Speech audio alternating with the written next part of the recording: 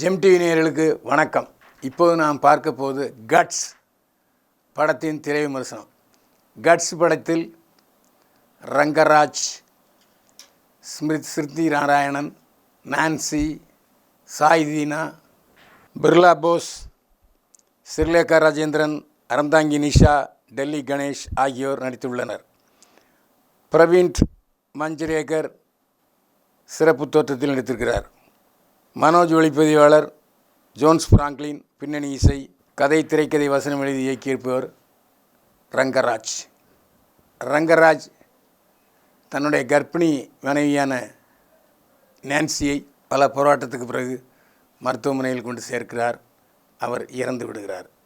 இதனால் மன உளைச்சலுக்கான ஆளாகி தண்ணீடிக்கு புலம்ப ஆரம்பிச்சிடுறார். வீட்டிலேயே இருக்கிறார். அப்போது அவருக்கு ஒரு ரகசியம் தெரிகிறது. தன்னுடைய தந்தையை சாகடித்தது இந்த கும்பல்தான். திருநங்கையை சீண்டிவிட அந்த வில்லன் கோஷ்டியிடமிருந்து திருநங்கையை மீட்கிறார்.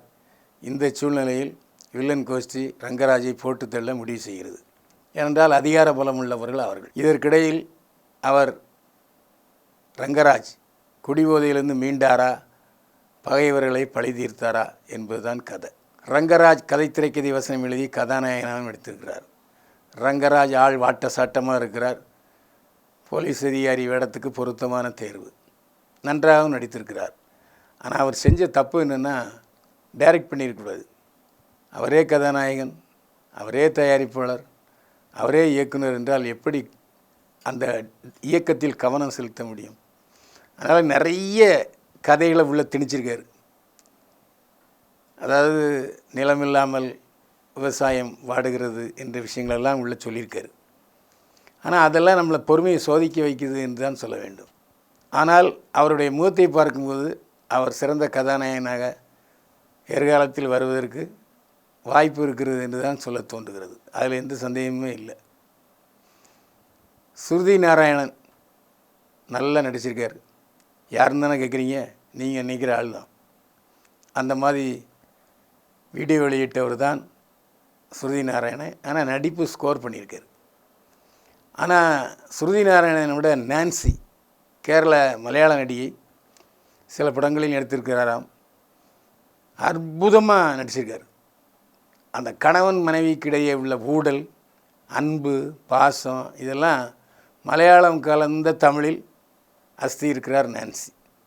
ஸ்ருதி நாராயணனுக்கு முதல் மார்க்கா, நான்சிக்கு முதல் மார்க்கா என்றால் நிச்சயமாக நான்சி தான் ஸ்கோர் பண்ணுறாரு.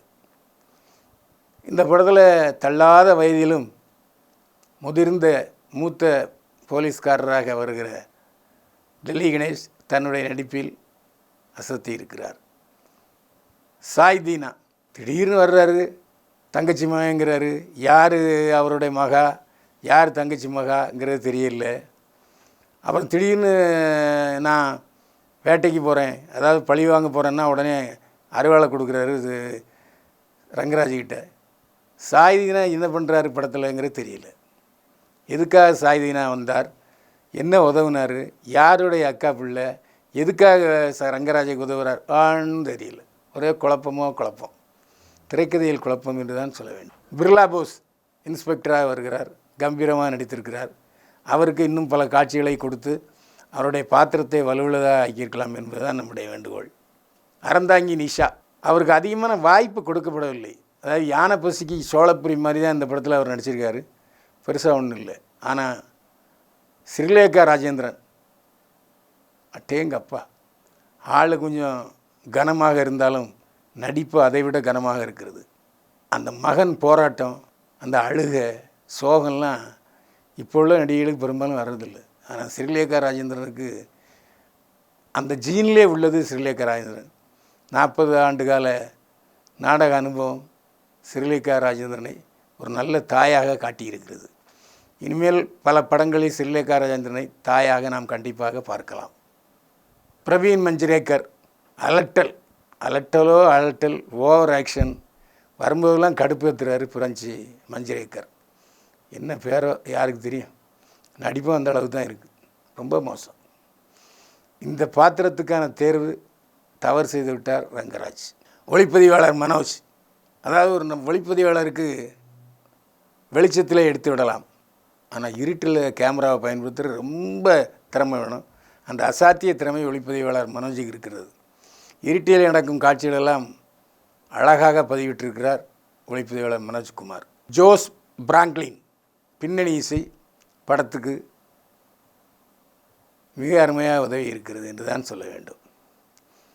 நான் ஏற்கனவே சொன்ன மாதிரி ரங்கராஜ் கதாநாயகனுடைய நடித்திருந்தால் மட்டும் எடுத்திருக்கலாம்.